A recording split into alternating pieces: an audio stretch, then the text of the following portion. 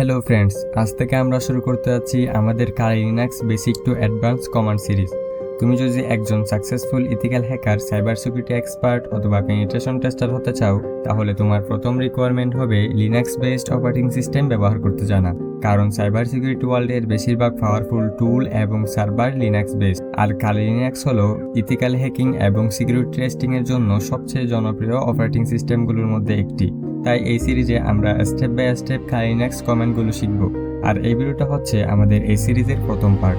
এই সিরিজের সামনে আরো অনেক ইম্পর্টেন্ট ভিডিও আসবে, তাই নতুন সব ভিডিও সবার আগে পেতে এই চ্যানেলটি সাবস্ক্রাইব করে বেল আইকন বাজিয়ে রাখো। তো চলো কথা না বাড়িয়ে ভিডিও শুরু করা যাক। তো আমরা প্রথমেই আমাদের টার্মিনালটা ওপেন করে নিই। টার্মিনালটা ওপেন করে নিলাম। এখন just control shift plus press করে আমরা টার্মিনালের টেক্সট সাইজটা বড় করে নিচ্ছি, যাতে আপনাদের দেখতে একটু সুবিধা হয়। তো এখন আমরা আমাদের কমান্ডগুলো দেখে নিই। আমাদের প্রথম কমান্ড হলো হু এম আই।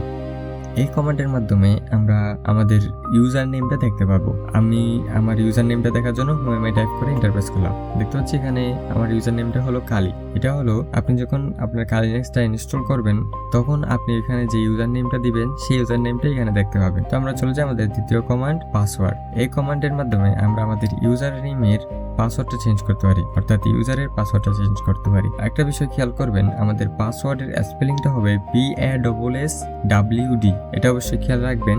এই কমান্ডটা আমরা টাইপ করে ইন্টারপ্রেস করলাম। এখন আমাদের কারেন্ট পাসওয়ার্ডটা দিতে বলছে, আমরা আমাদের কারেন্ট পাসওয়ার্ডটা দিয়ে দিই। আমরা দিয়ে দিলাম আমাদের কারেন্ট পাসওয়ার্ড। এখন বলছি নিউ পাসওয়ার্ডটা টাইপ করতে। আমরা আমাদের নিউ পাসওয়ার্ডটা টাইপ করে নিচ্ছি, দেন ইন্টারপ্রেস করলাম। নিউ পাসওয়ার্ডটা রিটাইপ করতে বলছে, আমরা রিটাইপ করে নিলাম, ইন্টারপ্রেস করলাম। দেখতে পাচ্ছেন পাসওয়ার্ড সাকসেসফুলি আপডেটেড, অর্থাৎ আমাদের পাসওয়ার্ডটা এখন আপডেট হয়ে গেছে। এখন চল দেখে নিব আমাদের তৃতীয় কমান্ড। আমাদের তৃতীয় কমান্ডটি হলো ডেট।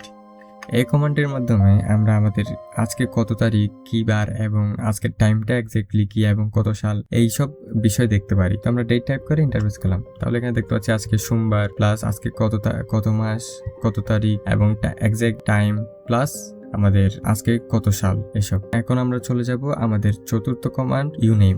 এই কমান্ডের মাধ্যমে আমরা কোন অপারেটিং সিস্টেমটি ইউজ করছি সেটা দেখতে পাবো।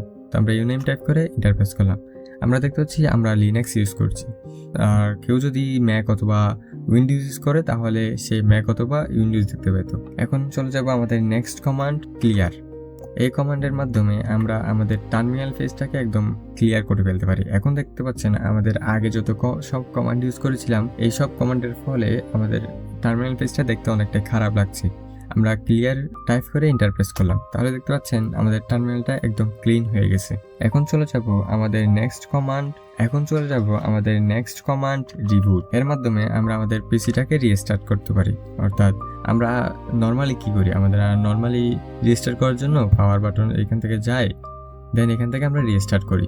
যদি আমরা চাই যে এত সব ক্যাচাল না করে জাস্ট টার্মিনাল থেকে আমরা কালি লিনাক্স থেকে রিস্টার্ট করে নিব, তাহলেই আমরা রিবুট টাইপ করে ইন্টারপ্রেস করে দেব। তাহলে আমাদের পিসিটা দেখতে পাচ্ছেন রিস্টার্ট হয়ে যাচ্ছে। তো দেখতে পাচ্ছেন আমাদের কালি লিনাক্সটা এখন রিস্টার্ট হওয়া শেষ।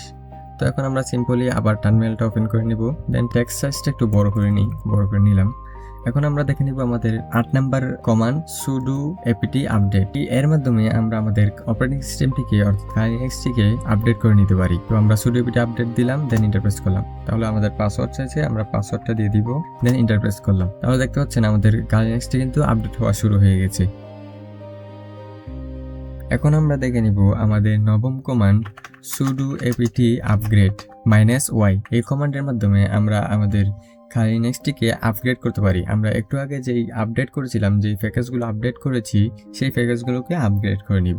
তার জন্য আমরা টাইপ করে ইন্টারপ্রেস করলাম। তাহলে দেখতে পাচ্ছেন আমাদের আপগ্রেড হওয়া শেষ।